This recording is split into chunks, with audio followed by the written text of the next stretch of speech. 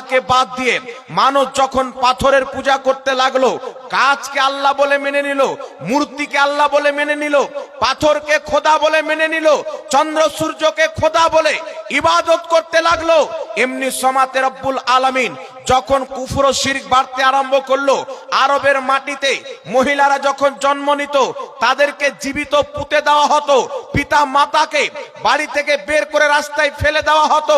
যখন কোনো ব্যক্তি পর মহিলার সাথে নোংরা কাজ করে চলে আসতো, কাবা ঘরের ছাদের উপরে দাঁড়িয়ে এলান করতো আমি জেনা করে এসেছি, জেনাকারী নিজের প্রতি অহংকার করত, সুদ খানেওয়ালা অহংকার করত, পিতা মাতাকে মারনেওয়ালা অহংকার করত।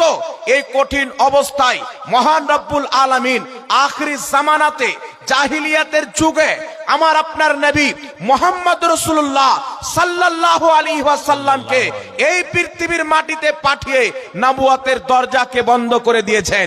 কিয়ামতের সকাল পর্যন্ত কোন নবী হবেন না, নবী পাকের দ্বীনকে আলিম ওলামা এবং আল্লাহর ওলিরা টিকিয়ে রাখবে। জোরে বল সুবহানাল্লাহ, সুবহানাল্লাহ।